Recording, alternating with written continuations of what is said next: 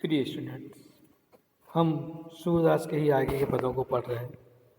हर video में हम 2 या 3 पद ही रख रहे हैं छोटे छोटे वीडियोस में, ताकि विद्यार्थियों को, स्टूडेंट्स को, छात्र छात्राओं को पढ़ने और समझने में अपने छोटे समय में वे उसका उपयोग करके पढ़ सकते हैं। लंबे घंटे, आधे आधे घंटे की वीडियो नहीं बना रहा हूँ, छोटी छोटी वीडियो बना रहा हूँ मैं आप लोगों की सुविधा के लिए। अब बाल लीला के पद शुरू हुए थे और हमने चर्चा भी की थी उस वक्त कि अगर वात्सल्य को साहित्यकारों ने रस की कोटि में रखा है तो इसका मूल कारण सूरदास ही है।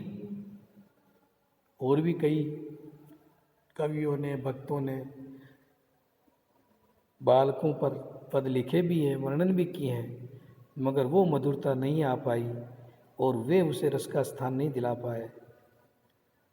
इसका श्रेय तो सूरदास को ही देना पड़ेगा। अगला जो पद है वह है चरण गहे,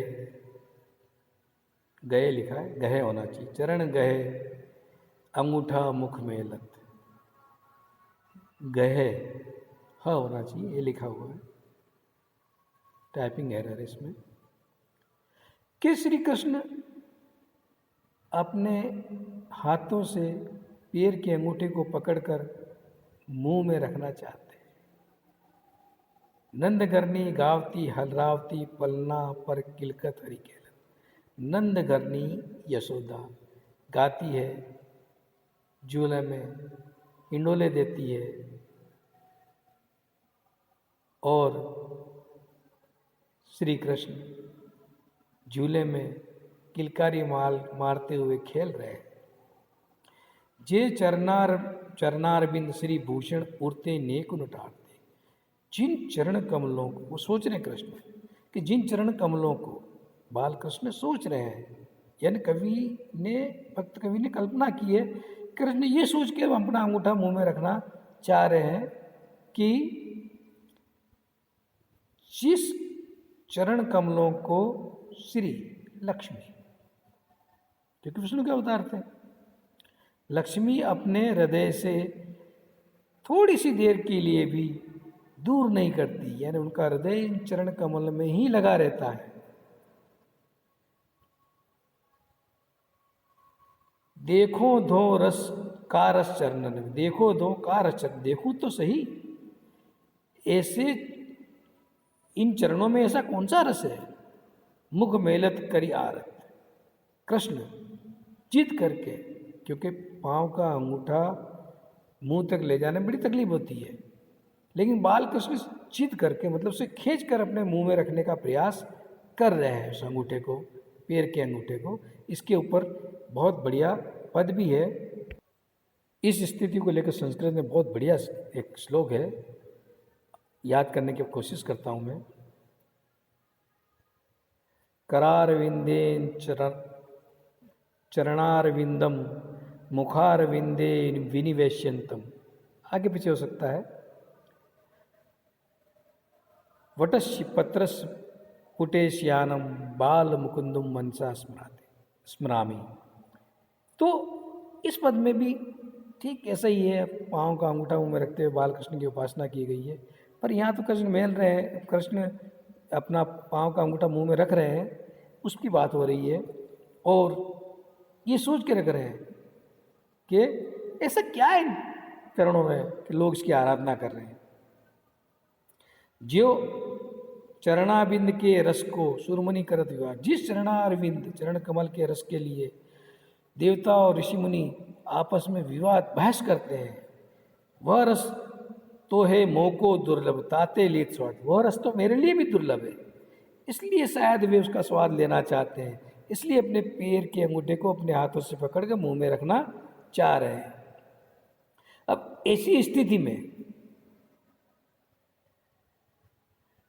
वाड़ चिबड़ा गड़े, मतलब बाड़ी कुछ खा लेती है, मतलब जो रक्षक ही भक्षक जब बन जाता है, ऐसी स्थिति आ गई है यहाँ।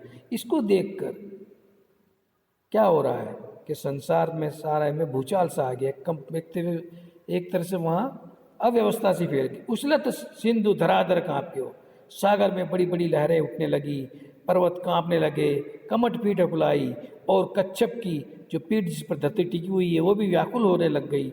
शेष सहस फन डोलन लागे, शेष नाग के हजारों फन जो हैं वे डोलने लगे। हरि पीवत जब पाए, जब श्री कृष्ण अपने चरण का, अपने पैरों का अंगूठा मुंह में रखकर उसका रस पीने का कोशिश कर रहे थे, ये देखकर इतना सब कुछ होने लगा। बड़े वृक्ष बर सूर अकुलाने, गगन भयो उत्पात, बड़े वृक्ष वट वृक्ष बढ़ने लगा, यानी कल्प वृक्ष बढ़ने लगा, देवता व्याकुल हो गए, और गगन में, आकाश में बहुत उथल पाथल होने लग गई। उथल पाथल होने लगी, उथल पुथल होने लग गई, उथल पाथल उथल पुथल होने लग गई। महाप्रलय के मेघ उठे करी, जहाँ ता आघात, जहाँ ता मतलब घूमते आघात करते हुए, एक दूसरे टकराते हुए महाप्रलय के बादल उठने लगे। करुणा करी छोड़ पग दीनो, जानी सुरन मनसंस, करुणा करके श्री कृष्ण ने अपने पैर को छोड़ दिया। वे समझ गए कि देवताओं के मन में संशय हो गया है, शंका हो गई है, इसलिए उन्होंने दया करके, करुणा करके अपने पाँव को अपने मुंह से दूर कर दिया, छोड़ दिया। सूरदास प्रभु असुर निकंदन, दुष्टन के उर्गंज, सूरदास के प्रभु ऐसे श्री कृष्ण तो असुरों का विनाश करने वाले हैं और दुष्ट के हृदय में गांठ की तरह चुभने वाले हैं, कांटे की तरह चुभने वाले हैं।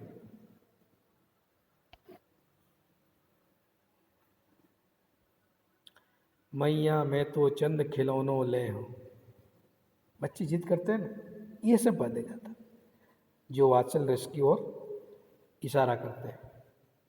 बच्चे कैसे कैसे जिद करते हैं। मैया मैं तो चंद खिलौनों ले हूँ, मैया यशोदा से कृष्ण कहते हैं, हे माँ मैं तो उस चांद को ही खिलौने के रूप में लूँगा, मतलब चंद्रमा का खिलौना ही लूँगा।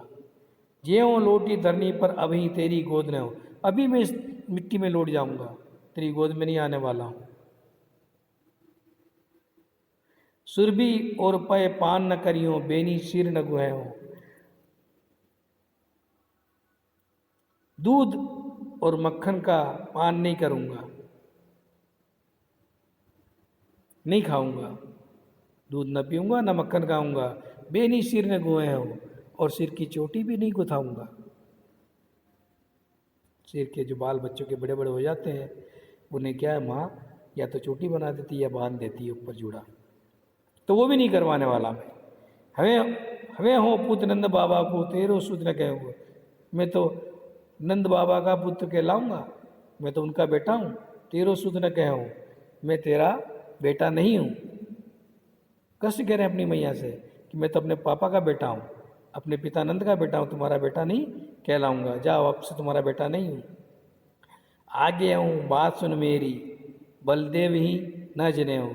तब यशोदा हंसते हुए कहती है, आगे आ जा, इधर आ जा और मेरी बात सुन ले बेटा, बलदेव ही न जने हम, तू बलदेव को न मत बताना। यशोदा कृष्ण को पास बुलाती है जब कृष्ण से बात करते हैं तो, और कहती मेरी बात सुन, जो मैं तुझे कह रही हूँ वह बलदेव को मत बताना।